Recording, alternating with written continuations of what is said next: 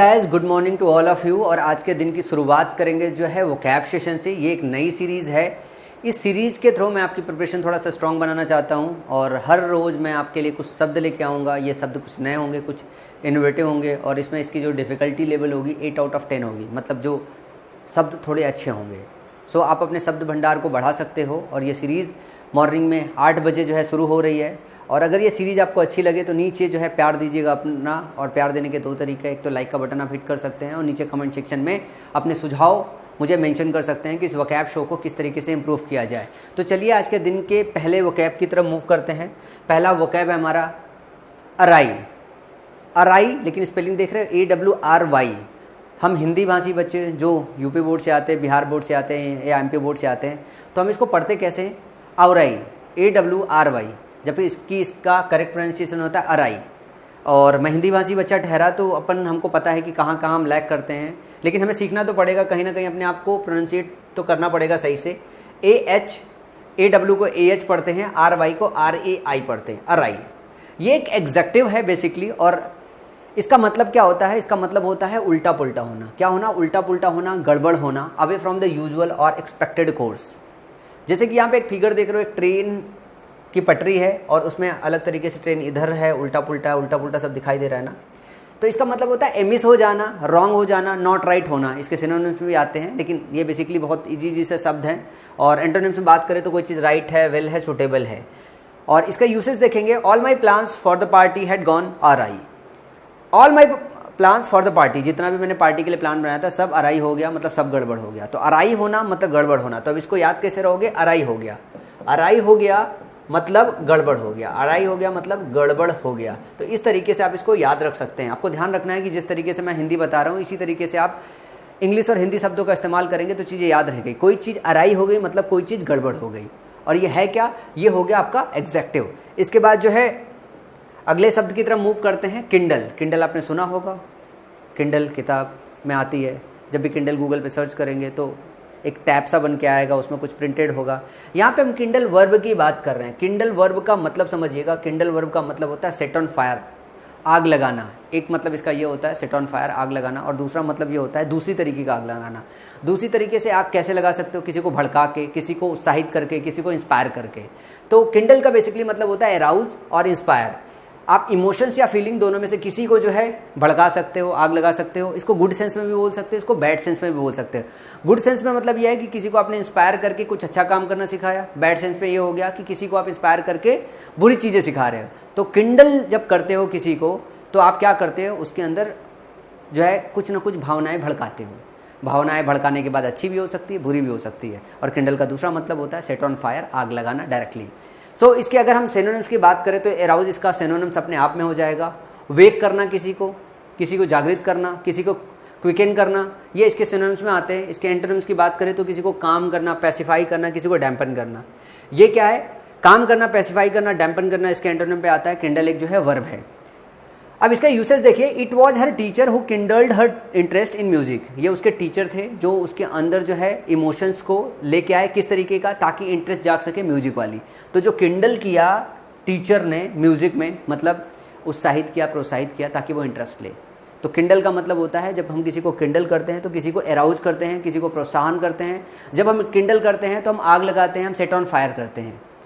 अगले वोकैब की तरफ चलेंगे आज के। ये है लीवे।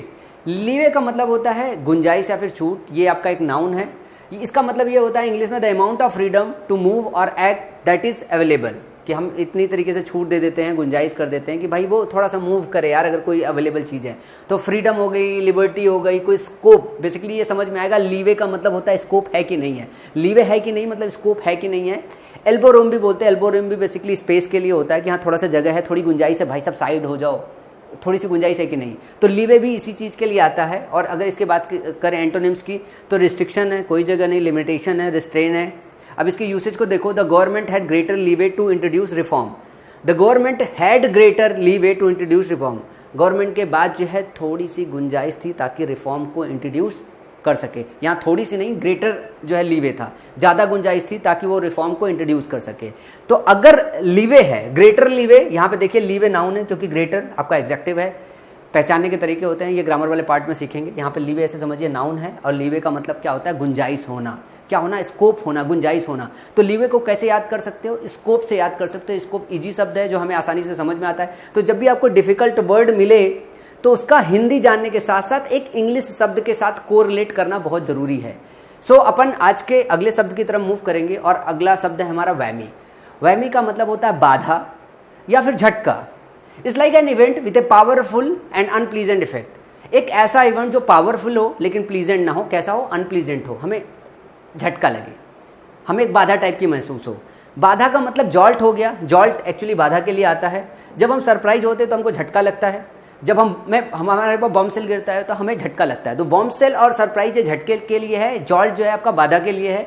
इसके एंटोनिम्स की बात करें तो इंडिफरेंस होना, मतलब कुछ भी हो रहा है आपके साथ, आपको कोई फर्क नहीं पड़ रहा है। कंपोजर हो, ट्रैंक्विल हो, ट्रैंक्विल मतलब होता है शांति हो, काम हो। तो ये इसके एंटोनिम्स में आ गए। वैमी का मतलब होता है बाधा, झटका, और वैमी होना मतलब जाल्ट हो जाना, सरप्राइज होना, बमसेल हो जाना, ये आपका नाउन है। सो ए ट्रिपल वैमी, ट्रिपल वामी मतलब तीसरी वामी, तीसरी वाली में तीसरा झटका of high price of tomato. किसका, टोमेटो का, पोटैटो का एंड पल्स का, हैज रैक्ड फैमिली बजट। जो ये ट्रिपल जो झटका था, ये वैमी थी, ट्रिपल जो झटका था और ये वैमी थी, ये क्या किया, ये जो बजट है फैमिली का वो पूरा का पूरा रैक कर गया। ये यूसेज में इसका हिंदी मतलब है। तो आपको याद रखना होता है कि वैमी, और कैसे, ट्रिपल वैमी का मतलब तीसरा झटका। ए ट्रिपल वैमी मतलब तीसरा झटका, आप इसको याद रख सकते हो। सरप्राइज होना, जॉल्ट होना। इसके बाद अगली बात करेंगे एंटीसिपेट करना। एंटीसिपेट करने का मतलब क्या होता है, विचार करना। एंटीसिपेट जब आप करते हो, विचार करते हो, एंटीसिपेट करते हो, आप फ्यूचर फोरकास्ट भी करते हो। मतलब आगे की जो चीज़ें होती है वो पहले से प्रेडिक्ट कर लेते हो कि क्या क्या चीज़ें आने वाली है। अब यहाँ पे जो आपको पास फिगर देख रहा है ना भाई साहब, ये बाबा बैठे हुए हैं, मतलब ये वाले बाबा नहीं जो साधु टीका लगा के, ये बगैर टीका वाले बाबा हैं। और ये 2 हाथ 4 हाथ यहाँ से ये निकल रहा है, वो प्रेडिक्ट कर रहे हैं ऐसा होगा फ्यूचर, ऐसा होगा। तो जब आप एंटीसिपेट करते हो तो टू सी करते हो कि क्या जो है might happen in the future, क्या अगले समय हो सकता है, and take action to prepare for it. अगर आप ये प्रेडिक्ट कर पाते हो ये ऐसा है, तो फिर उसके हिसाब से फिर क्या लेते हो, आप एक्शन लेते हो कि क्या काम करना चाहिए, क्या काम नहीं करना। प्रिकॉशनरी मेजर लेते हो फ्यूचर फॉरकास्ट करके। तो इसके अगर हम बात करें सिनोनिम्स में, तो फॉरसी करना मतलब पहले से देख लेना, प्रेडिक्ट कर लेना फ्यूचर को। लुक फॉर आप याद रख सकते हो, ये बहुत आपके एग्जाम में आता है। लुक फॉर का मतलब होता है फ्यूचर प्रेडिक्ट करना, आगे की चीज़ों को देखना। इसके बाद अगर इंटरनेम की बात करें तो इग्नोर करना, डिसबिलीव करना, मतलब शांति से बैठ जाना। We need someone who can anticipate. We need someone, हमें कुछ लोग चाहिए जो एंटीसिपेट कर सके, जो सी कर सके, जो फ्यूचर आने वाली चीज़ों को सी कर सके, एंड रिस्पॉन्ड टू चेंजेस, और उस हिसाब से चेंजेस के लिए रिस्पॉन्ड कर सके इन द फैशन इंडस्ट्री में। तो जब हम एंटीसिपेट करते हैं चीज़ों को तो हम फोरकास्ट करते हैं, हम प्रेडिक्ट कर लेते हैं कि आगे क्या होने वाली है। उसके हिसाब से एक बार हमने प्रेडिक्ट कर लिया ये होने वाली है, तो हम उस हिसाब से क्या करते हैं, मेजर लेते हैं, उस हिसाब से हम अपनी एक्शन लेते हैं। फिर अगला जो शब्द है कॉग्निटिव है। कॉग्निटिव एक एग्जेक्टिव है जिसका मतलब होता है मानसिक संबंधी, बोध संबंधी, ज्ञान संबंधी, connected with mental process of understanding. इसका अगर ये मेंटल से रिलेटेड है तो सिनोनिम्स इसका मेंटल हो गया, इंटेलेक्चुअल हो गया, साइकोलॉजिकल हो गया, रेशनल हो गया। इसके एंटोनिम की बात करें, सेंसलेस हो गया, अनवाइज हो गया, इलॉजिकल हो गया, इरेशनल हो गया। तो कॉग्निटिव कैसे है, अगर कॉग्निटिव है इसका मतलब मेंटल है। अब इसको कैसे याद रख सकते हो, अगर कॉग्निटिव है कोई चीज तो क्या है, मेंटल है। कॉग्निटिव है मतलब मेंटल है। ए चाइल्ड कॉग्निटिव सेंस किस तरीके का एग्जेक्टिव है, तो कॉग्निटिव के साथ आपको क्या लेना पड़ेगा, एक नाउन लेना पड़ेगा। A child cognitive sense is more developed than adults. जो चाइल्ड का मेंटल सेंस है वो ज्यादा डेवलप होता है एडल्ट के कंपैरिजन में। ये यूसेज में ये बता रहे हैं, a child cognitive sense is more developed than adults. तो कॉग्निटिव है मतलब मेंटल है। कॉग्निटिव किसी चीज की बात कर रहे हैं, कॉग्निटिव थिंग की मतलब बात कर रहे हैं, मतलब मेंटल चीजों की बातचीत कर रहे हैं यहाँ पे। तो कॉग्निटिव, ए चाइल्ड कॉग्निटिव सेंस, कॉग्निटिव मतलब मेंटल, मानसिक संबंधी, फिगर दिखा रहे ना, मानसिक संबंधी है, दिमाग से संबंधी किसी चीज की बात कर रहे हैं। जब हम कॉग्निटिव चीज की बात करते हैं मतलब मानसिक संबंधी चीजों की बात कर रहे हैं, थिंग्स की बात कर रहे हैं या मानसिक सेंस की बात कर रहे हैं। Child cognitive sense is more developed than adults. इसके बाद अगले शब्द की तरफ चलेंगे, ये है इवोकेटिवली। इवोकेटिवली का मतलब क्या होता है, याद कराने वाला, याद कराने वाला। ये एक एडवर्ब है क्योंकि LY सिंबल होता है, एग्जेक्टिव में मिलता है और ये आपके एडवर्ब में भी मिलता है। और जब एग्जेक्टिव में LY लगाते हो तो एडवर्ब बनता है। In a way that makes you think of or remember a strong image or feeling in a pleasure way. अब देखो ये फिगर देख रहे हो ना, जब कई बार क्या होता है कि जैसे हम अपने पास्ट में पुरानी पिक्चर्स देखते हैं किसी की भी और स्माइल करते हैं, मतलब हमको अच्छा लग रहा होता है वो फोटो देख के, तो ये जो फीलिंग होती है, इसी फीलिंग की बातचीत हो रही है कि जब हम अपनी कोई पास चीज़ देख के क्या कोई ऐसी चीज़ देख के यार मतलब खुश हो रहे होते हैं, चेहरे पे स्माइल आ रहा होता है। इसका क्या मतलब होता है, वो जो फीलिंग है वो है याद करके हम खुश करने वाले हैं। तो ये वाली जो फीलिंग है वो उसी को बोलते हैं इवोकेटिवली, याद कराने वाला। तो रेमिनिसेंटली, सजेस्टिवली, रोडेलेंटली। रोडेलेंटली क्या है, ये आपके फूड को जब आप देखते हो, स्वाद लेते हो ना, और फिर याद करते हो यार ये खाने का स्वाद ऐसा था, तो प्लीजेंट जब टेस्ट आता है तो रोडेलेंटली बोलते हैं। तो ये भी याद आती है, आप स्मेल आपने लिया ना, प्लीजेंट स्मेल लिया तो कुछ याद आता है, एक चेहरे पे स्माइल आती है, तो याद कराने वाली फीलिंग होती है यार ये फूड क्या टेस्टी है, कुछ अंदर एहसास होता है। वैसे ही आप यहाँ पे देख के ये देखते हो ना, क्या दिन अच्छे थे भाई साहब, वो दिन थे, पिक्स देख के, तो ये वो जो फीलिंग है वो याद कराने वाली, ये एडवर्ब है। और एडवर्ब का काम एडजेक्टिव को मॉडिफाई करना होता है, एडवर्ब का काम जो है आपका नाउन को भी मॉडिफाई करना होता है, एडवर्ब वर्ब को भी मॉडिफाई करता है, उसके लिए एड ऑन का काम करता है। तो हम सेंटेंस में इसके यूसेज को समझने की कोशिश करेंगे कि फीलिंग कैसे दे रहा है evocatively. It's like he writes evocatively about his upbringing. He writes, उसने लिखा इवोकेटिवली। अब ये राइट्स है, किस तरीके से लिख रहा है, ये वर्ब है आपका, वर्ब को मॉडिफाई करने के लिए शब्द आ रहा है, वर्ब के विषय में एडिशनल इन्फॉर्मेशन दे रहा है, वो लिखता है, लेकिन कैसे लिखता है, इवोकेटिवली, याद करने लायक, अबाउट हिज अपब्रिंगिंग, कि वो कैसे पला बड़ा हुआ है, वो लिख रहा है। जब वो लिख रहा है वो कैसा, याद कराने वाला कि अरे यार ऐसे ही बड़ा था मैं, वो अपनी अपब्रिंगिंग के विषय में लिख रहा है। तो ही राइट्स इवोकेटिवली, और ये एडवर्ब है क्योंकि वर्ब को मॉडिफाई कर रहा है। इसके बाद अगले शब्द की तरफ मूव करेंगे। अगला शब्द है बाउट्स। ये एक नाउन है और बाउट्स का मतलब होता है दौर। इसका मतलब हो गया स्पेल, पीरियड, टाइम या stretch. A short period of intense activity of a specific kind. A short period of intense activity, एक ऐसा पीरियड जो थोड़ा स्ट्रेस हो, उस टाइम पे कोई इंटेंस एक्टिविटी चल रही हो, ठीक है, या एक ऐसा पीरियड जो स्पेसिफिक काइंड का रहा हो। It is a chronic condition that can cause periodic bouts of intense pen. It is a chronic condition, ये एक ऐसा क्रोनिक कंडीशन है दैट कैन कॉज, जो कि कॉज कर सकता है periodic bouts of intense pen. Intense pen का जो है पूरा का पूरा जो है पीरियड, और पीरियडिक बाउट्स क्रिएट कर सकता है, एक दौर क्रिएट कर सकता है। तो बाउट्स याद रखना कि भाई साहब ये बाउट्स चल रहा है, बुरा दौर चल रहा है, बुरा बाउट्स चल रहा है। आप ऐसे इसको याद रख सकते हो, बुरा बाउट्स चल रहा है या बुरा बाउट्स चला था,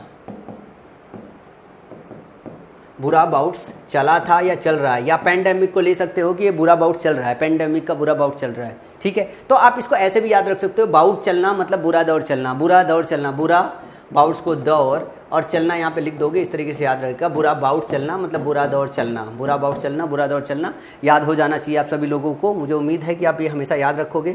इसके बाद अगला शब्द है स्क्वांडर। स्क्वांडर बहुत ईजी शब्द अक्सर करके आपके एग्जाम में आता है। स्क्वांडर का मतलब होता है कि खर्च करना, वेस्ट करना किसी चीज़ को रैकलेसली, मतलब फर्जी का खर्च करना। सो चाहे ये मनी हो, चाहे आपका टाइम हो, किसी भी चीज़ को बिल्कुल स्टूपिड वे से खर्च करना, जहाँ ना खर्च करना हो वहाँ पे खर्च करना। तो स्क्वांडर आपके एग्जाम में अक्सर करके आता रहता है, तो स्क्वांडर आपको याद होना चाहिए।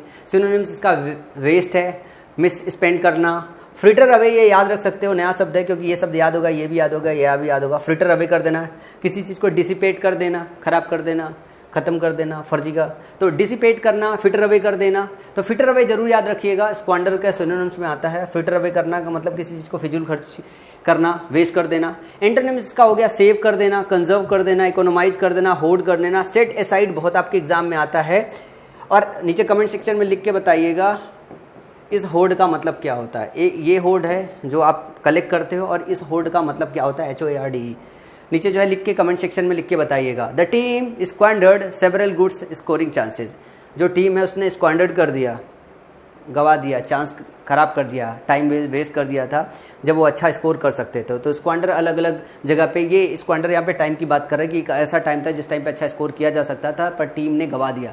तो जब आप स्क्वांडर करते हो तो आप क्या काम करते हो, रेकलेसली जो है, फुलिशनेस के साथ, स्टूपिडनेस के साथ आप क्या करते हो, पैसा, टाइम या कुछ भी बर्बाद करते हो। तो स्क्वांडर आपको याद रखना चाहिए।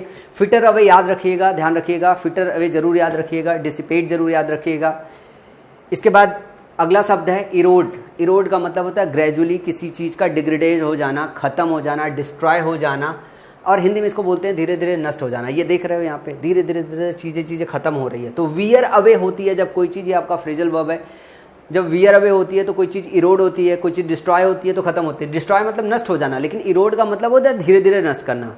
एब्रेड होना, क्या होना, एब्रेड होना मतलब खत्म होना। तो एब्रेड शब्द याद रखिएगा, वियर अवे वियर अवे का मतलब खत्म होना, इरोड का मतलब खत्म होना, अपरेड का मतलब खत्म होगा। तो तीनों शब्द याद होना चाहिए, erode, wear away and abrade. Antonym से किसकी बात करें कि भाई खत्म नहीं हो रहा, मेंटेन हो रहा, सेव हो रहा, कंजर्व हो रहा, प्रिजर्व हो रहा है। यूसेज देखते हैं, this humiliation has eroded what confidence my son has.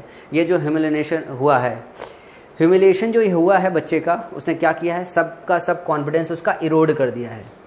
Confidence का इरोड होना, कॉन्फिडेंस का ख़त्म होना, क्योंकि ह्यूमिलिएशन हुआ है, इसका मतलब ये है कि उसका जो कॉन्फिडेंस था वो इरोड हुआ है। इरोड होने का मतलब ग्रेजुअली किसी चीज़ का धीरे धीरे ख़त्म होना।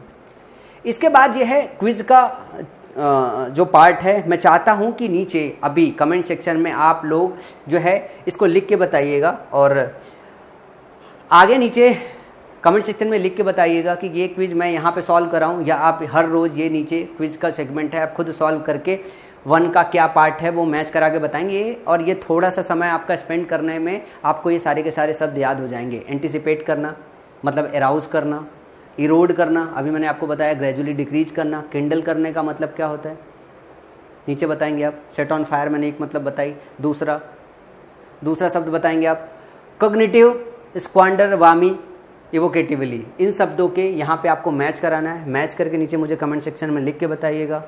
वोकैब शो अगर पसंद आ रहा हो तो एक लाइक का बटन हिट करते हुए जाइएगा, और अपने सुझाव कमेंट सेक्शन में ज़रूर मेंशन कीजिए।